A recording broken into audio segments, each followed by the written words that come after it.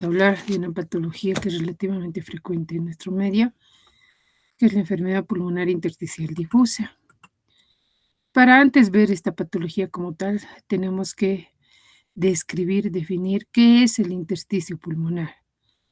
Como ustedes saben, el intersticio pulmonar es la trama de tejido conectivo que proporciona soporte estructural a los alvéolos, vasos sanguíneos y otras estructuras pulmonares. ¿Por qué está compuesto este espacio intersticial o intersticio pulmonar? Por fibroblastos, miofibroblastos, colágeno, fibras de fibronectina, otros componentes de matriz extracelular. Esta red de tejido conectivo es fundamental para mantener la arquitectura pulmonar y permitir el intercambio gaseoso eficiente.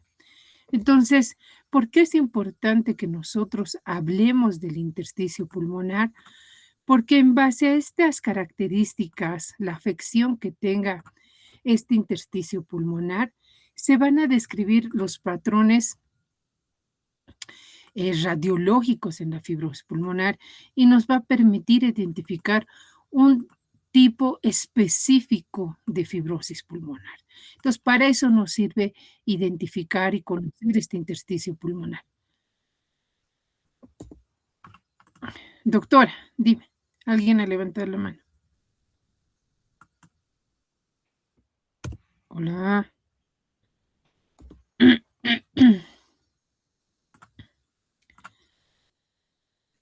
¿Alguien ha levantado la mano? Quería preguntar.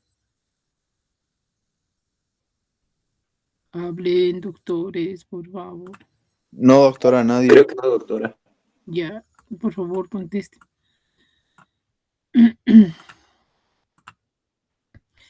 Entonces, por esas características que les cité, es importante conocer este intersticio pulmonar.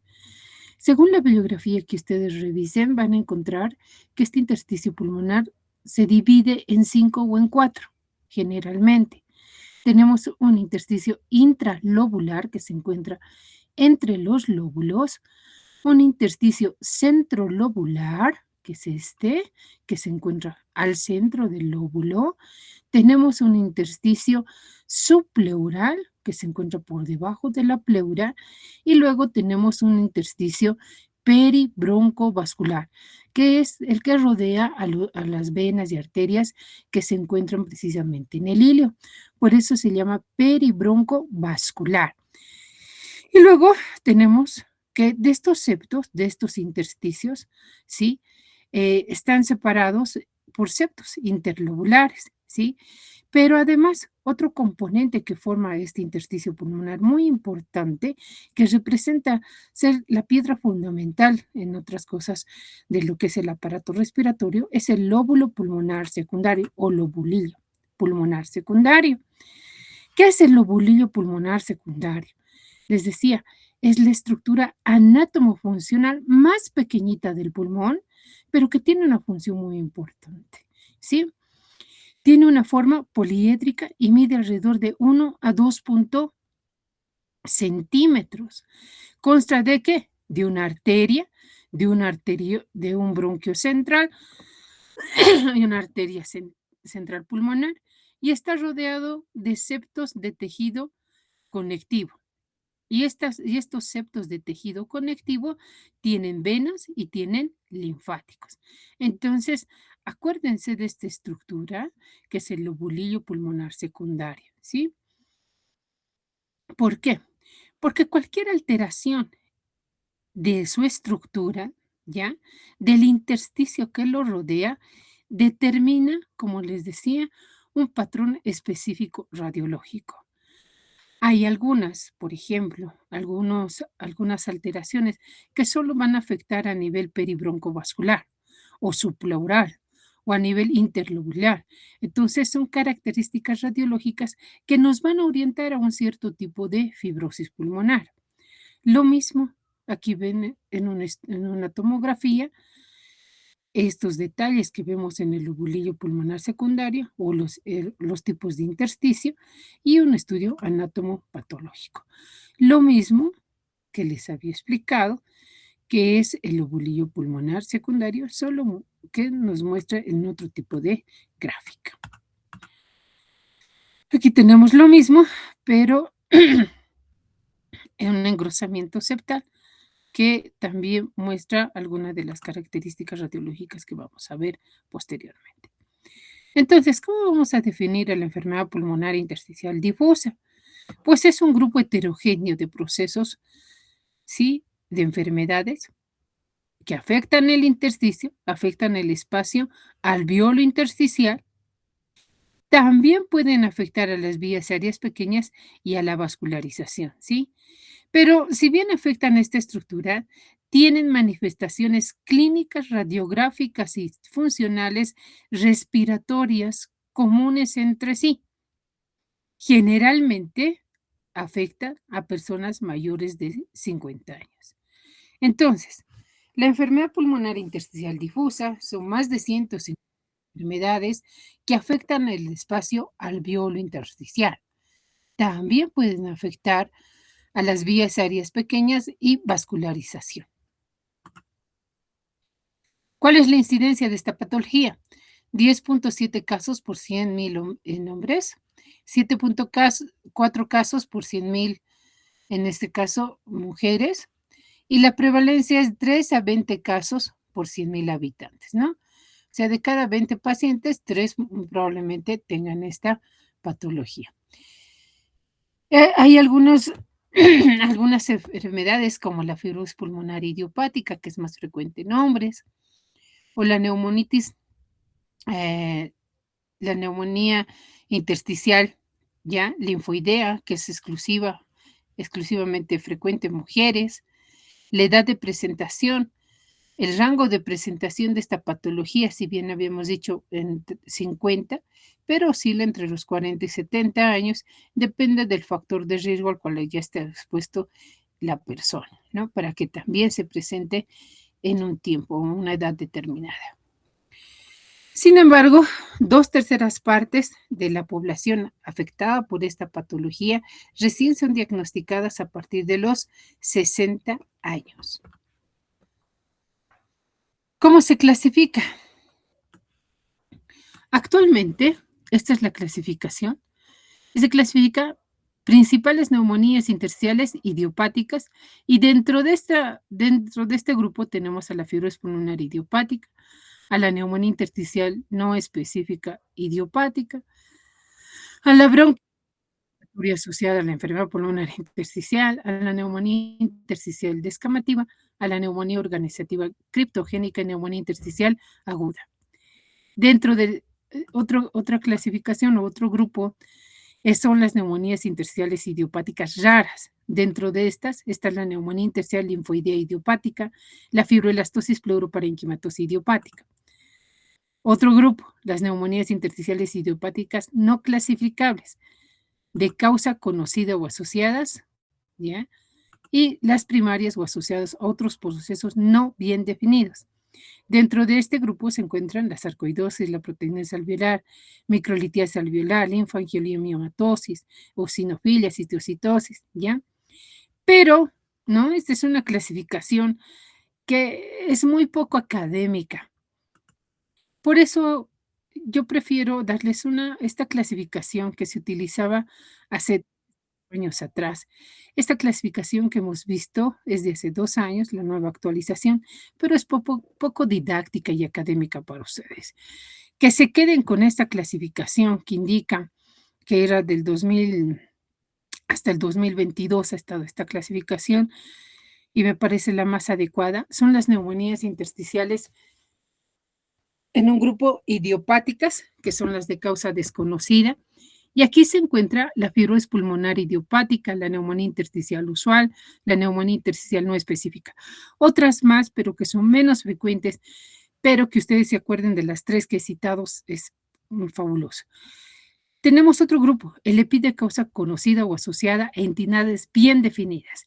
Y dentro de este grupo se encuentran las de causas conocidas asociadas a agentes inhalados, ¿sí? Por inhalación de polvo inorgánico. Los que son secundarios a la inhalación de polvo inorgánico son conocidos como neumoconiosis. Y dentro de la neumoconiosis, pues puede haber un metal como ser el sílice, entonces da silicosis, asbestosis, berilio, cobalto, aluminio, ¿verdad? Secundarias a la inhalación de polvo orgánico, que son conocidas actualmente como neumonitis por hipersensibilidad, que son los que están expuestos a diversos antígenos, como ser los antígenos que encontramos en las heces fecales de las aves, de los roedores, hongos, bacterias, micobacterias o químicos volátiles y metales que también ingresan dentro de este grupo. Secundarias o inducidas por drogas, por ejemplo, aquellos pacientes que siguen tratamiento crónico con amiodarona dentro de los antiarrítmicos, también tiende a producir fibrosis. Quimioterapia, ¿ya? Algunos algún tratamiento como la bendamustine u otro tratamiento farmacológico que se utiliza en quimioterapia que tienden a producir también fibrosis pulmonar. Antidepresivos. La radiación es un factor de riesgo también importante. El oxígeno, antibióticos, drogas ilícitas como la cocaína, también tienen riesgo de producir fibrosis pulmonar, además de la marihuana. Secundarias a enfermedades del tejido conectivo. Voy a dejar ingresar a sus compañeros si es que no se han ido, por favor. Mil disculpas. A manera de descansito. Secundarias a enfermedades de tejido conectivo. Aquí tenemos enfermedades como la escleroderma, la polimiositis, dermatomiositis, el lupus eritematoso sistémico, la artritis reumatoidea, la enfermedad mixta de tejido conectivo, espondilitis anquilosante, síndrome de Sjögren, síndrome de Behcet, también tienen gran probabilidad de producir fibrosis pulmonar. Enfermedades hereditarias, ¿sí? La enfermedad de Fagermansky, que también es frecuente, ¿sí? En algunos países. Ahora, dentro de otro grupo, que es ya un grupo heterogéneo, primarias o asociadas a procesos no bien definidos, aquí se encuentran enfermedades granulomatosas u otras que pueden presentar características propias, como ser la sarcoidosis, la histiocytosis de Langerhans, ¿sí? Son un tipo de enfermedades frecuentes en este grupo, pero les sugiero que se queden con esta clasificación, aunque con esta que es un poquito más complicada de abarcar. Seguimos con la EPID secundaria de causa conocida o asociada. Solo un ejemplo, aquí tenemos la asbestosis, ¿sí? Secundaria y la inhalación de polvo inorgánico, la asbestosis.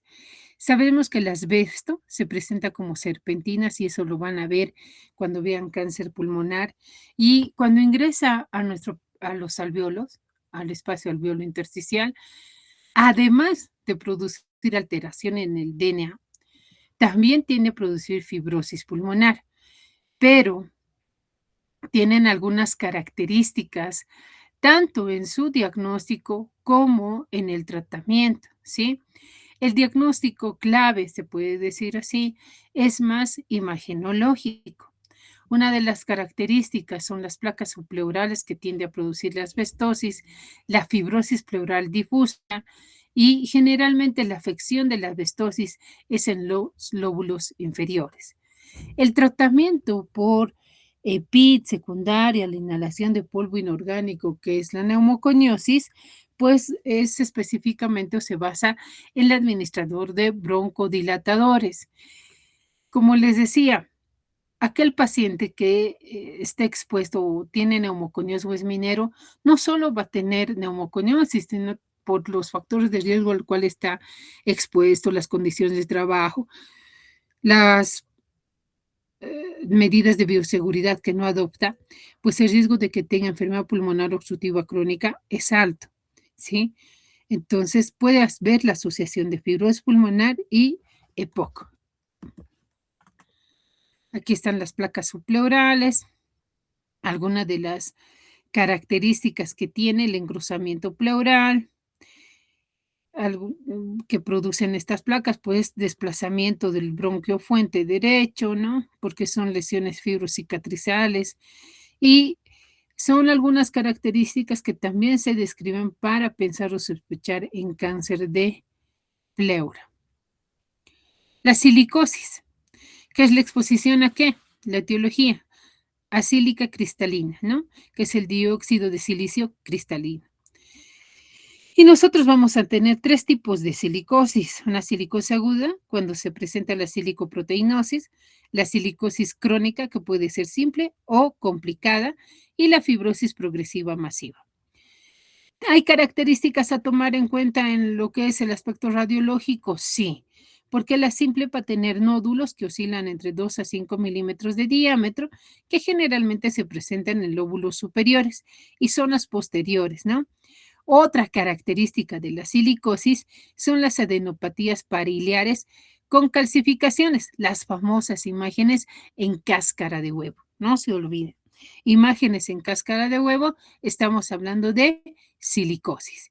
Y cuando hablamos de una silicosis crónica compleja, pues cuando hay opacidades de más de 1 centímetro de diámetro que pueden estar en la zona media y periférica pulmonar pariliar y pueden estar también asociados a qué? A espacios enfisematosos entre lesiones parenquimatosas y pleurales. ¿Cuál es el tratamiento? Pues el tratamiento son otra vez broncodilatadores.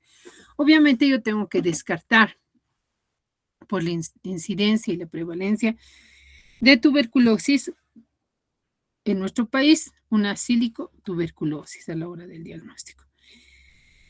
Y ahí van a ver 4 imágenes desde la silicosis simple hasta una silicosis masiva progresiva, ¿no? Las masas silicóticas. Y ahí tenemos otras imágenes de la silicosis. Entonces, esto no tienen que aprendérselo de memoria, ¿sí? Porque solo tienen que conocerlo, suficiente con conocerlo.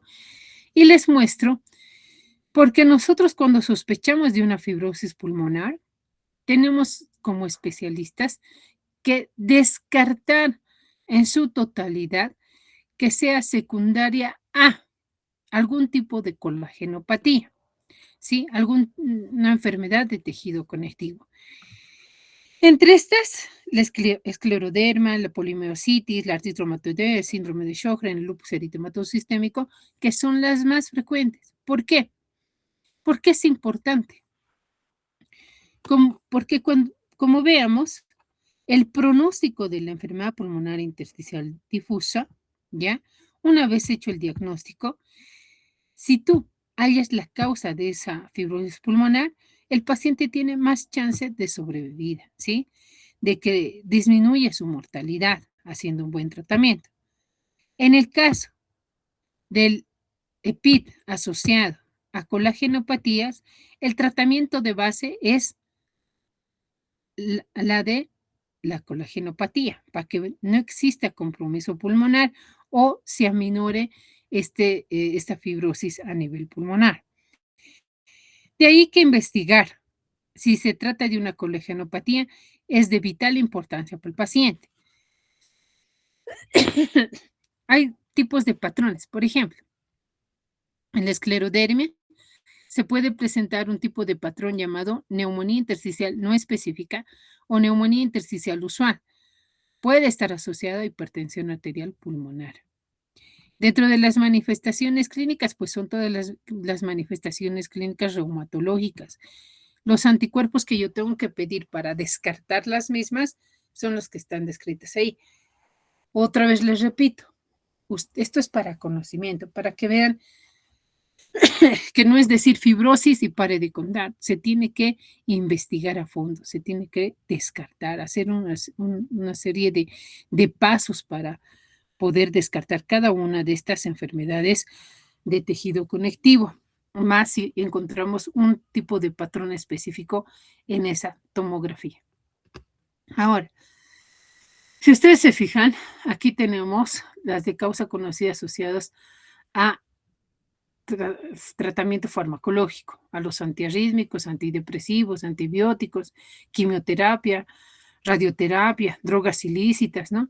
Que pueden producir fibrosis pulmonar. Y de acuerdo al grado de toxicidad, si ustedes revisan este link que les estoy poniendo en pantalla, van a poder ver también su grado de toxicidad, que nosotros lo catalogamos desde el 0 hasta el 5, que pueden presentar síntomas o no pueden estos pacientes ser totalmente asintomáticos, pero ya presentar cambios radiológicos en una tomografía. Entonces, ahí donde nosotros también tenemos que intervenir, ¿sí?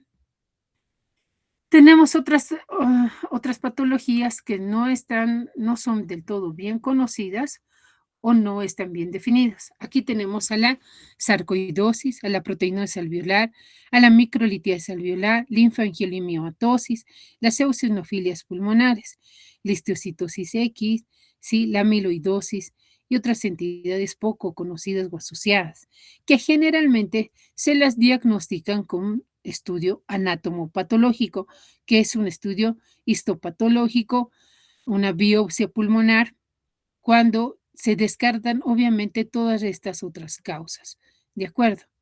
Entonces, solamente para que ustedes conozcan, aquí tenemos algunas de las características clínicas y laboratoriales con las que puede cursar una sarcoidosis, que no solamente la afección es pulmonar, sino también cardíaca y también puede haber a nivel del sistema nervioso central.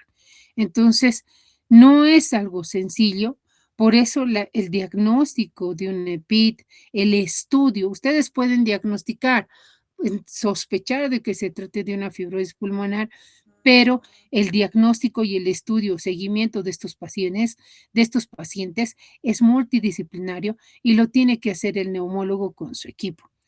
¿De acuerdo? ¿Cuáles son los factores de riesgo para tener una fibrosis pulmonar? Pues pone en primera instancia el hábito tabáquico, sigue siendo el tabaquismo, aquel paciente que fuma más de 20 paquetes año, que su IPA sea más de 20 paquetes año. La exposición a fármacos. Otra causa que no es muy bien estudiada y la pasan por alto y que también produce fibrosis pulmonar es la aspiración crónica, la enfermedad de reflujo gastroesofágico crónico, la aspiración crónica. Entonces, si nuestro paciente se queja de tener tos crónica por más de 4 o 8 semanas y te olvidas, haces de todo y te olvidas de preguntar si tienes reflujo vinagrera, entonces estás cometiendo un serio error. ¿Por qué? Además de producir fibrosis pulmonar, es otro factor de riesgo para bronquiectasias, como han debido ustedes poder ver o analizar o revisar después de su teórica de bronquiectasias. Es otro factor de riesgo. Entonces, a tomarlo en cuenta cuando realicen la anamnesis de su paciente. Factores ambientales como la exposición a metales, cobre, plata, acero, polvo de madera, pino, solventes, o la contaminación misma, la contaminación por los incendios forestales, también es un factor de riesgo para que se produzca esta enfermedad. Y más aún si tengo de base algún otro factor hereditario genético. Factores infecciosos. Hay estudios que han visto que aquellos pacientes que habían cursado con hepatitis C, herpes virus, citomegalovirus o algunas micobacterias, también tenían riesgo de tener fibrosis pulmonar. Factores genéticos como mutaciones en los genes que mantienen la longitud de los telómeros o alteraciones en la proteína C del surfactante o en la región promotora de la mucina 5B, también son algunos pacientes que presentaban fibrosis pulmonar. Enfermedades autoinmunes que ya habíamos citado son algunos de los factores de riesgo. La mayoría de ellos, si no hay causa conocida o asociada, como es la fibrosis pulmonar idiopática, pues entran dentro de este grupo de factores genéticos, ¿no? Tenemos la fisiopatología. ¿Cómo se basa la fisiopatología? En 3 puntos o pilares fundamentales para que se produzca una fibrosis pulmonar. Tenemos la proliferación de los fibroblastos, la remodelación de la matriz extracelular y destrucción de la estructura alveolar acompañada de depósito de colágeno. Es una mejor gráfica. ¿Qué pasa? Ya sea cualquier tipo de fibrosis que nosotros tengamos, que incluyen estos 3 grupos, lo primero que pasa es el daño epitelial y activación de las citoquinas proinflamatorias. Dentro de estas citoquinas proinflamatorias está la interleucina 1, 6, 10 y factor de necrosis tumoral alfa. Se activan estas. Si este proceso inflamatorio sigue, continúa, pasa a una segunda fase, donde existe migración y proliferación de los fibroblastos. ¿Qué hacen estos fibroblastos? Pues comienzan a alterar lo que es la membrana basal, ¿sí? Además, esta membrana basal llega a afectarse, a romperse, gracias a la activación de gelatinasas, ¿sí? Que son proteasas que destruyen esta membrana basal. Estas gelatinasas que son conocidas como A y B. Si esto continúa, la exposición continúa, llega a una tercera fase, que es de la angiogénesis. Esta formación de fibroblastos, proliferación de fibroblastos, va a progresar ¿a qué? A miofibroblastos. En la intención de nuestro cuerpo de defenderse y regenerarse como puede, se dan lugar los miofibroblastos.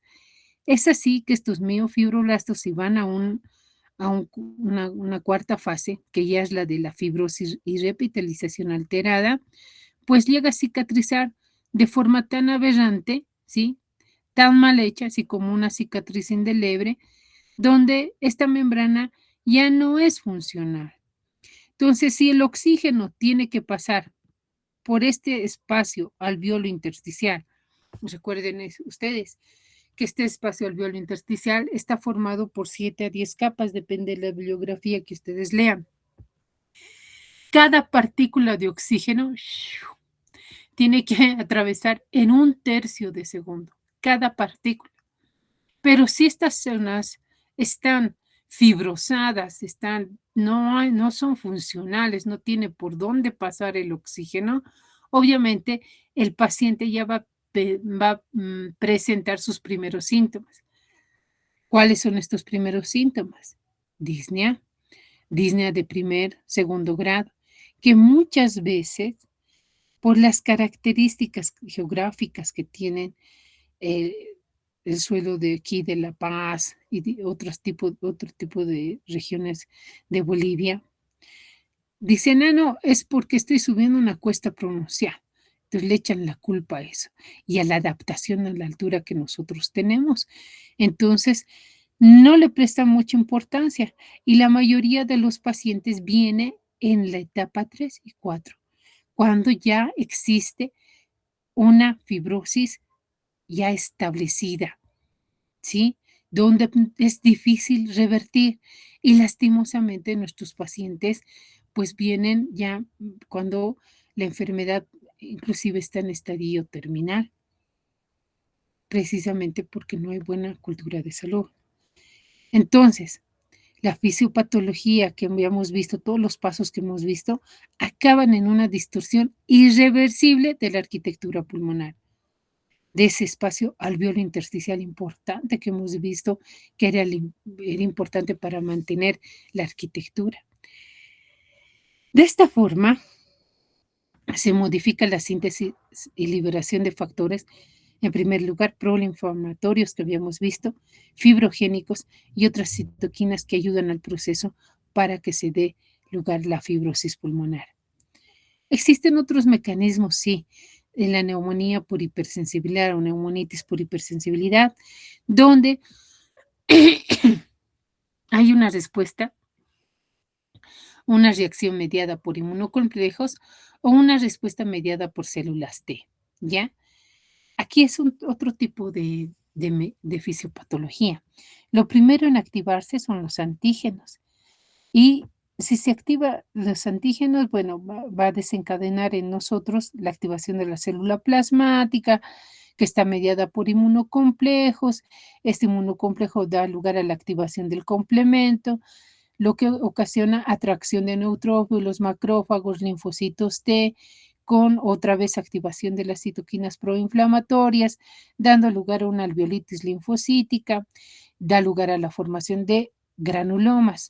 Ahora, si aquí seguimos expuestos al antígeno, puede haber dos situaciones. Retiramos esta exposición y todo esto cura, regresiona, el alveolo puede sanarse, este espacio alveolo intersticial que se afecta puede sanarse. Pero si sigue la agresión, ¿sí? Entonces llega a fibrosis. Entonces, depende si esta media es tipo 3 o 4 o está mediada por células T, van a ver que la respuesta es más rápida y también depende mucho si el diagnóstico es temprano, ¿sí? Si el diagnóstico es temprano, tenemos más chances de revertir este tipo de lesiones, sobre todo en la neumonía por hipersensibilidad. Entonces, ¿cómo hacemos el diagnóstico? ¿Tiene que haber una sospecha? Sí, tiene que haber una sospecha y mi sospecha va a estar desde que yo hago la historia clínica en filiación, ¿sí? Desde que yo empiezo a investigar la ocupación que tiene mi paciente. Cuando yo pregunto la ocupación de mi paciente, tengo que considerar el tiempo de exposición y qué otros factores de riesgo también contribuyen a producir esta fibrosis pulmonar o lo que estoy pensando. Si es minero, mi diagnóstico va a estar hecho, pero también tengo que ver si existe otro factor de riesgo. No se olviden que los mineros no solo van a ir a estar en contacto con el metal, sino también fuman, también son fumadores pasivos, también han tenido algún proceso infeccioso como tuberculosis que aumenta el riesgo de que ese pulmón se fibrose. Entonces, tengo que tener una sospecha diagnóstica y para eso tengo que hacer una historia clínica detallada, muy bien hecha, ¿sí? No tengo que omitir detalles. Tengo que realizar, para luego, dentro del protocolo está realizar una tomografía de alta resolución, luego realizar pruebas de función respiratoria. Dentro de estas pruebas de función respiratoria, lo básico está la espirometría, la prueba de caminata de 6 metros, la prueba de difusión, ¿sí? Cuando yo pido la tomografía, tengo que ver si se trata de un patrón usual o tiene otro tipo de patrón. Si estamos hablando de una neumonía intersticial usual o un patrón usual, muy probablemente se trate de una fibrosis pulmonar idiopática. Pero si en esta tomografía me reporta otro tipo de patrón, tengo que pedir estudios complementarios. Generalmente, cuando se habla de otro patrón, nos estamos refiriendo generalmente, no siempre, en una neumonía intersticial no específica. Tendré que hacer una fibrobroncoscopía, pedir una vía de flujo, anticuerpos y biopsia. ¿Para qué? Para luego dar el tratamiento adecuado a mi paciente.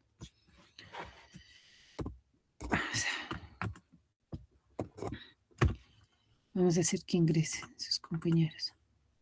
Bueno, Alejandro, Rafael.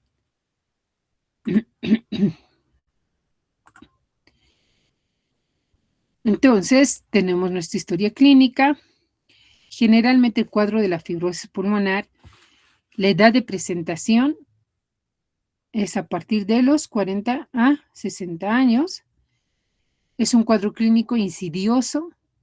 El paciente generalmente les va a referir tos gradual, tos no productiva, ya seca, disnea, pero esta clínica, fíjense ustedes, es más de 6 meses de evolución, más de 6 meses de evolución.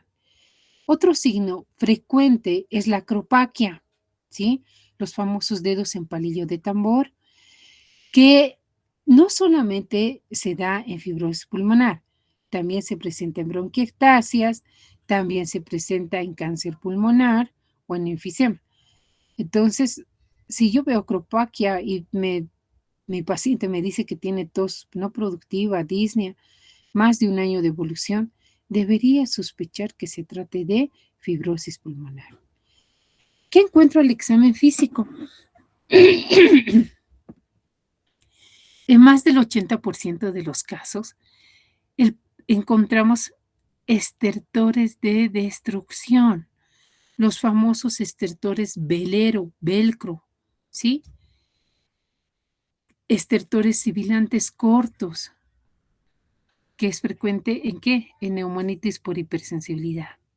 Disminución de peso, deterioro del estado general, eritrocianosis al examen físico, desaturación. Mi paciente puede estar taquicárdico cuando realiza algún esfuerzo físico, puede desaturar. Entonces, son algunos de los hallazgos más significativos en este tipo de pacientes.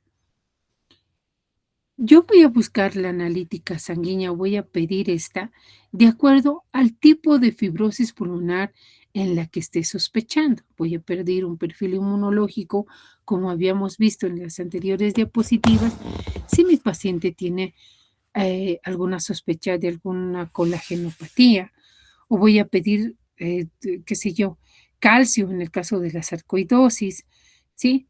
Voy a ver que existan datos de linfopenia, que se presenten menos del 20% de fibrosis pulmonar idiopática, pero es más frecuente encontrarla en la sarcoidosis. Todo este perfil que ustedes ven es el algoritmo diagnóstico que nosotros utilizamos para poder diagnosticar un EPIT secundario a colagenopatía. También nos basamos, otro de los exámenes que pedimos, como ustedes han visto en el algoritmo diagnóstico, pues es la tomografía. ¿Y cuáles son estos patrones radiotomográficos que yo voy a encontrar? Y ustedes van a revisar en la bibliografía. Se dividen en dos, así los toman en cuenta los imagenólogos que son los expertos en esto, en aquellos que dan un aumento de la atenuación y en aquellos que tienen disminución de la atenuación. Aquellos con aumento de la atenuación se encuentra el patrón reticular o lineal, aquel que tiene vidrio despulido, consolidación, nódulos, atelectasia y en empedrado loco. Mientras que aquellos que son con disminución de la atenuación se encuentran en el panal de abeja, los quistes, enfisema, bronquiectasias, bulas y cavitaciones. Entonces, fíjense estas placas tomográficas, que es lo ideal para pedir y descartar una fibrosis pulmonar. Y ustedes van a ver aquí el patrón nodular. ¿Cuándo decimos nodular? Cuando es más de 2 milímetros, ¿no? Si nosotros medimos. O micronodulinear, cuando se encuentra entre 1 a 2 milímetros. Y también, si este se encuentra entre 1 a 2 milímetros, tenemos que sospechar, de acuerdo a la clínica que nos refiere el paciente y el examen físico, en una tuberculosis miliar. Luego tenemos al patrón reticular, que es el engrosamiento entre los septos de los septos interlobulares o lineales. Tenemos las imágenes en vidrio despulido y aquí, que es disminución de la densidad, fíjense, patrón reticular, ¿no? Aquí quístico, que vamos a ver a continuación. Entonces, si alguna vez les reportan estos, sospechan que puede ser fibrosis pulmonar. Muchas veces es importante, y esto les digo, que cuando ustedes pidan una tomografía, siempre pidan el informe, siempre. Zapatero a su zapato. No es lo mismo que yo describa, que ustedes describan o que el imagenólogo experto describa o el imagenólogo de tórax lo describa. Es siempre ideal en todo lo que es patología pulmonar, porque tienen ellos diferentes criterios para ver el intersticio pulmonar y diferentes otras cualidades en patología respiratoria. Pero si se fijan ustedes, el patrón reticular no es nada más que el engrosamiento septal interlobulillar, ¿sí?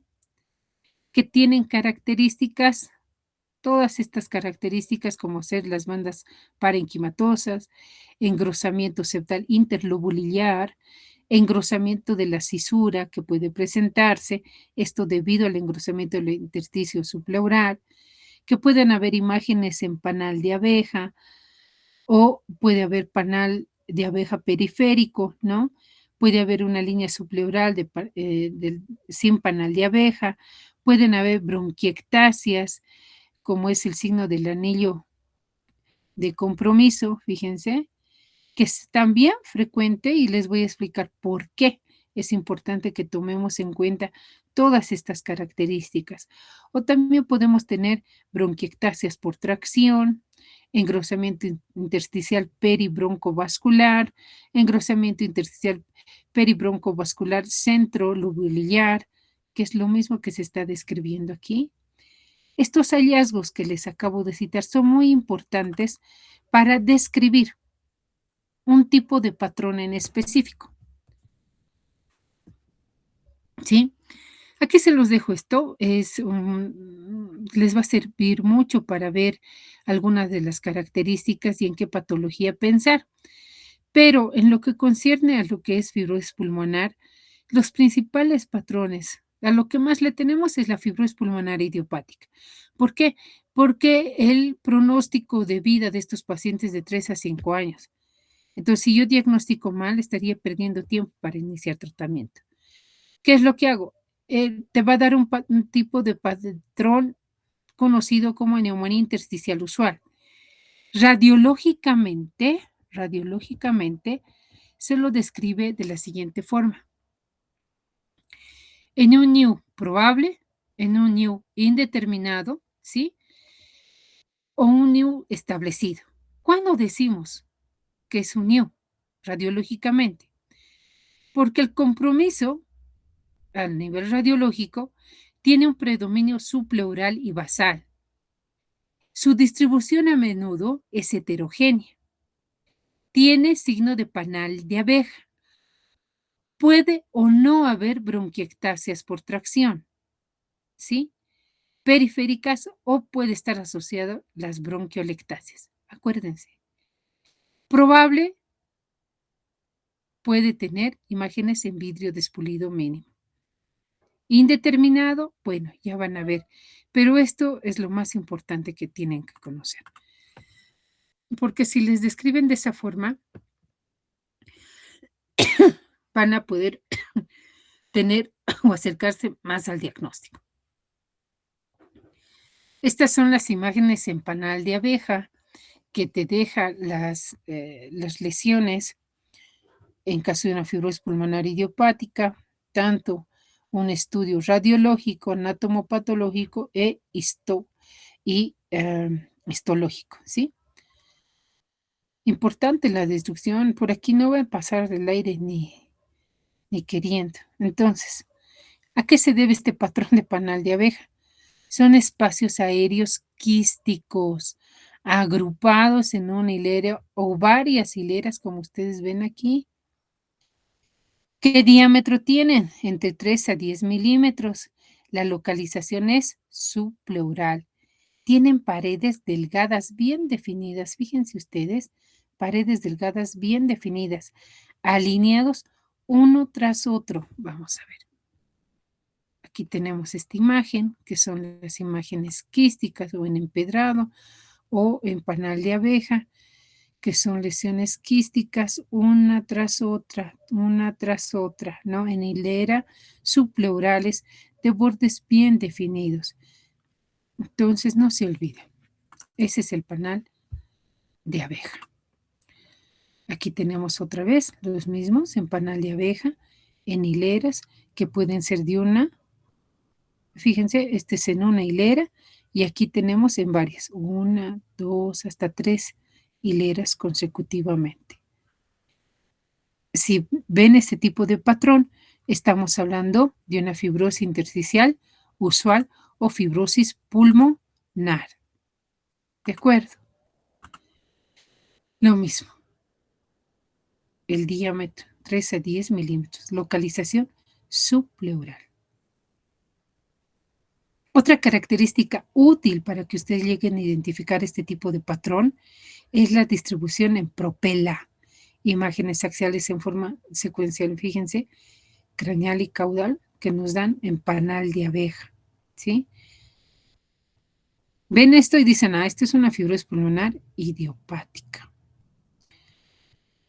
Ya hemos hablado de del famoso patrón lineal reticular, que es nada más que un engrosamiento interlobular e interlobular, ¿no? Además de sospechar en una fibrosis pulmonar idiopática, también tengo que hacer un diagnóstico diferencial con la linfangitis carcinomatosa y edema pulmonar. El patrón nodular, lo que les decía, con tuberculosis, silicosis, histiocitos de las células de Langerhans y metástasis. Imágenes en vidrio despulido, que se debe a un aumento de la densidad pulmonar, a menudo una distribución geográfica, que no borra estructuras vasculares, aquí siguen los vasos, no borra las estructuras vasculares, ¿no? Y se dice que cuando existen este tipo de lesiones en vidrio despulido son lesiones agudas. ¿Cuándo tenemos que sospechar? Además de pensar que puede tratarse de un neo probable, también puede tratarse de una proteínosis alveolar, una neumonía lipoidea exógena, hemorragia alveolar o una infección por neumocistis Girovich. El patrón quístico, que ya hemos visto, ya en etapas más avanzadas, que son las de consolidación, lo que hemos visto, y algunos hallazgos radiológicos que también ya hemos visto en la clasificación de la silicosis. Esos son los hallazgos a nivel radiológico, que yo voy a encontrar una fibrosis pulmonar. ¿Qué pasa con las pruebas de función respiratoria? Yo puedo pedir una espirometría, pero esa espirometría al inicio de la enfermedad puede ser totalmente normal, no puede tener ninguna alteración. Generalmente, no en todos los casos, la prueba en la espirometría, la capacidad vital forzada es la que se ve comprometida, dándonos un patrón, un síndrome ventilatorio restrictivo cuando ésta se encuentra por debajo de 85%. Capacidad vital forzada. ¿Puedo encontrar un patrón obstructivo? Sí, cuando se sospecha de una neumonitis por hipersensibilidad. La primera, y escuchen bien, la primera prueba en alterarse es la prueba de difusión, el famoso DLCO, que han debido ver esta mañana con la doctora Sea, que me imagino ha hecho. DLCO, ¿sí?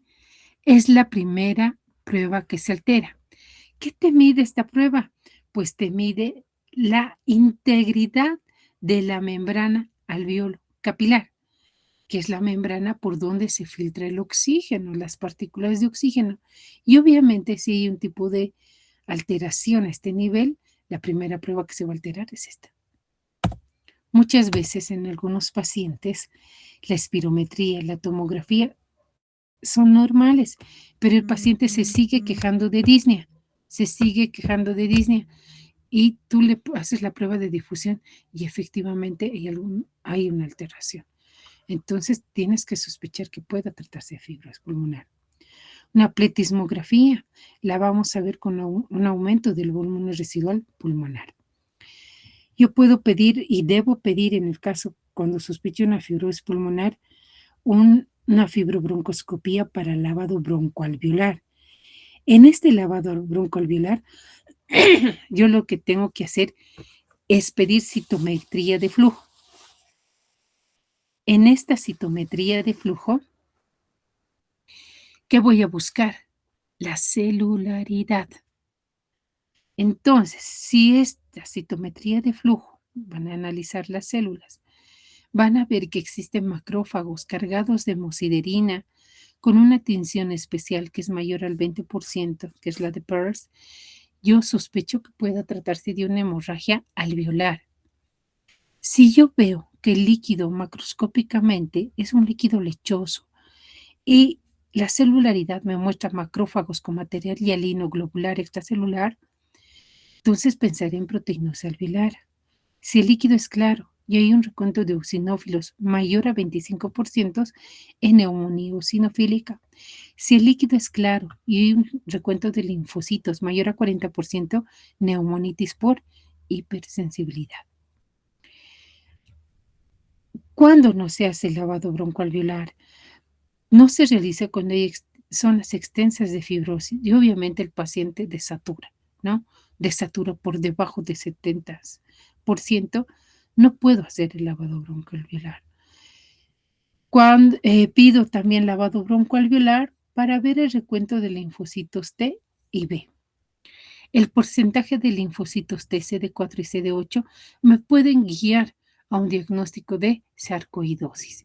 Si es mayor a 2, hablo de sarcoidosis. Si es menor a 1, de neumonitis por hipersensibilidad en fase inicial.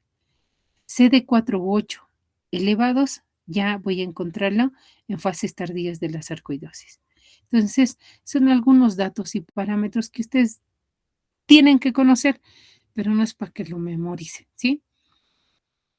Para que vean que no es tan sencillo hablar de una fibrosis pulmonar. También puede servir para un estudio mineralógico, ¿sí? Cuando nosotros no hallamos, no tiene un patrón radiológico determinado, esté en duda el diagnóstico de fibrosis pulmonar, nosotros tenemos que recurrir sí o sí a un estudio anatomopatológico mediante una biopsia.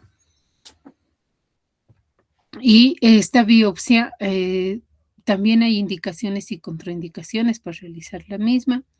Puede ser mediante videotoracoscopía, que es lo ideal porque es menos invasiva, o toracotomía, ¿no? Abierta. Entonces, depende mucho, pero si mi paciente es joven, no tiene diagnóstico definido, y no hay hallazgos radiológicos, laboratoriales bien definidos, sí o sí tengo que ir a biopsia para definir, ¿sí?, si se trata o no de una fibrosis pulmonar. Otras exploraciones que ya las hemos citado, importantes, pero lo más indicado es que ustedes sepan que el diagnóstico de una fibrosis pulmonar es multidisciplinario. Por lo menos 3 de estas 5 tienen que intervenir. Para el diagnóstico es muy importante la experiencia del neumólogo, del reumatólogo y del radiólogo, ¿sí? Intervienen otras 2 más que son importantes, como el patólogo y el fibrobroncoscopista. Entonces, un diagnóstico correcto en la fibrosis pulmonar necesita de un trabajo en equipo y experiencia. Uno solo no va a hacer el diagnóstico, solo porque tenga disnea y escuche velero. O el radiólogo tiene que tener experiencia en lo que es radiología de tórax, asociado al neumólogo y su criterio, junto con el reumatólogo. Y si se asocia más patología y fibrobroncoscopía, pues un diagnóstico 100% seguro. ¿Cuál es el tratamiento? ¿Para qué sirve el tratamiento? Primero, antes de iniciar el tratamiento, tengo que valorar el estadio de la enfermedad. No es lo mismo un estadio inicial de fibrosis pulmonar que un estadio terminal, ya no existen pulmones. Factores pronósticos y comorbilidades que tiene mi paciente. Primera instancia, a considerar los tratamientos antifibróticos de los cuales actualmente se dispone y el paciente pueda o no comprar. No son baratos, no cuestan igual que una aspirina o igual que una quinolona como el moxifloxacino de 50 pesos. No es así. Tenemos que evitar las causas agravantes de la enfermedad: reflujo, infecciones respiratorias, hipertensión pulmonar, tratar los síntomas, principalmente la tos y la disnea, que es lo que disminuye la calidad de vida de los pacientes. Tener siempre presente el trasplante pulmonar en casos que cumplan criterios y ofrecer terapia paliativa en la fase final de la enfermedad. Entonces, el tratamiento farmacológico va dirigido ¿a qué? Si es toda la fisiopatología que hemos visto produce fibrosis, entonces tendremos que dar un antifibrótico, ¿no? El objetivo será inhibir este proceso fibrogénico que a partir del 2018 comienza la era antifibrótica, ¿sí? Existían varios estudios que se han hecho, NAC, Panther, en los cuales a este tipo de pacientes se les daba tratamiento con N-acetilcisteína, corticoides, inmunosupresores como la satioprina en este Panther, pero ninguno de ellos ha ido bien. ¿Por qué? El paciente llegaba a fallecer igual a los 3 o 5 años una vez hecho el diagnóstico. Obviamente, como vamos a ir viendo, en casos específicos como la neumonitis por hipersensibilidad, si utilizas corticoide, entonces te va a ir súper bien, ¿no? Y quitar, obviamente, lo que está causando esta neumonitis, el antígeno, ¿no? Lo que se ha expuesto.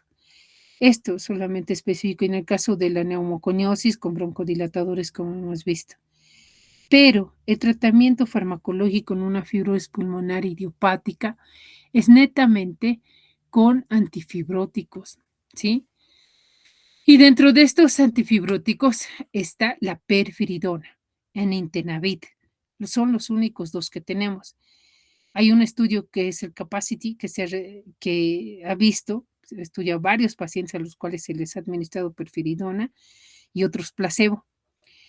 ¿Qué es la perfviridona? Es un antifibrótico, es un antiinflamatorio, antifibrosante. ¿Qué hace? Inhibe la proliferación de fibroblastos y la síntesis de proteínas profibrogénicas y citoquinas proinflamatorias. ¿Qué es lo malo? Que necesita una alta dosis al día, 2.403 miligramos día. Pero se ha visto que la perfviridona reduce la progresión en un 30% de la enfermedad, disminuye en un 30% la caída de la capacidad vital forzada. ¿Qué es lo malo? Las altas dosis que se tienen que dar.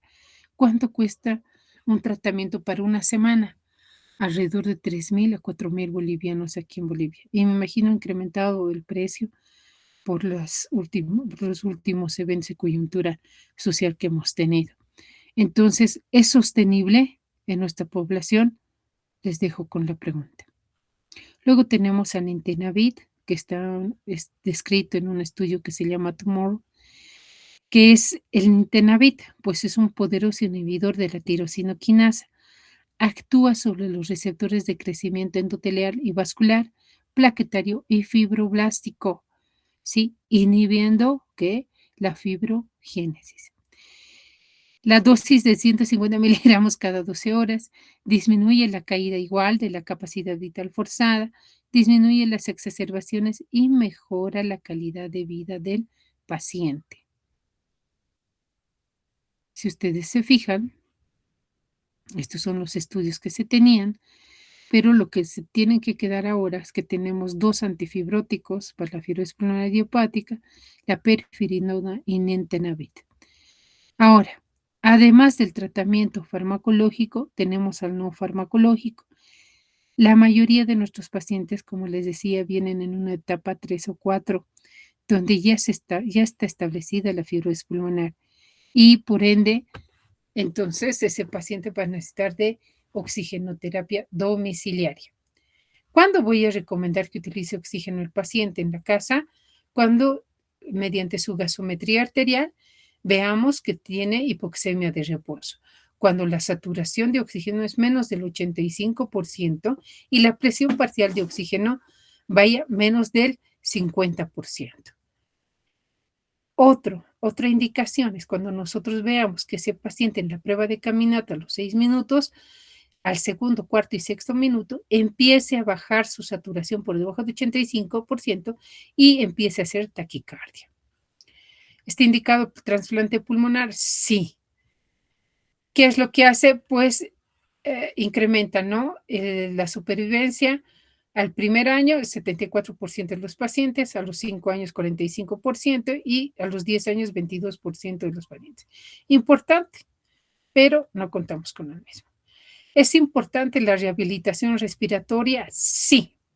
Dentro de ese equipo multidisciplinario que va a manejar a los pacientes con fibrosis pulmonar, está el fisiatra o el fisioterapeuta respiratorio. De entrada, apenas se lo diagnostique, tiene que ir a fisioterapia respiratoria. No puedo tardar, no le puedo quitar eso a mi paciente. ¿Qué hace la rehabilitación respiratoria? pues mejora la distancia recorrida, ¿no? La prueba de marcha, los 6 minutos, mejora la calidad de vida, mejora la tolerancia a la disnea de esfuerzo, hace que mi paciente no esté sedentario, tenga mayor riesgo de complicaciones y por ende pueda mejorar su calidad de vida. Tenemos la terapia celular higiénica que está en proceso, es la mejor opción planteada como terapia celular, pero que todavía está en una investigación. Los cuidados paliativos igual, de entrada. Psicología igual. Sí o sí tiene que formar parte del equipo que va a ver a ese paciente. Es muy difícil que te digan que tienes fibrosis y que de aquí a 2, 3 años no vas a poder respirar o vas a tener que depender de oxígeno. Entonces, psicología, cuidados paliativos, tiene que intervenir. Esto no con el fin de que te vayan preparando porque te vas a morir, sino para mejorar tu calidad de vida, ¿sí? Para mejorar tu calidad de vida. Cuidados paliativos ingresa, sí. ¿Por qué? Nos va a ayudar a manejar lo que más les molesta a los pacientes, que es la tos nocturna y la disnea. Esto para mantener una calidad de vida aceptable y los pacientes no se desesperen. Entonces, dentro de estos cuidados paliativos para tratar la tos y la disnea, se utilizan antitusígenos como la codeína y otros opiáceos, y dosis bajitas de corticoides que han demostrado eficacia en el control de la tos. Pero si pese a eso de darle corticoide, de darle antitusígenos como la codeína, no funciona, entonces recurrimos a otro medicamento, ¿ya? Que es la talidomida. Tiene una recomendación consistente y una calidad de evidencia moderada, la utilización de la misma. También ya en estos últimos años se está utilizando dosis bajas de morfina, que nos indican que pueden mejorar tanto la sensación de disnea como de la tos persistente, sobre todo en pacientes con edad avanzada, ¿no? Es de bastante ayuda. Entonces, hasta ahí, doctores. Es todo lo que tienen que saber de lo que es fibrosis pulmonar. Y recuerden los 10 mandamientos de la enfermedad pulmonar intersticial. Pablo, dime cuál es el primer mandamiento. Lee. Pablo. No sé quién es. Referir al neumólogo. Segundo, Juanita, ¿dónde está la Juana? El segundo mandamiento.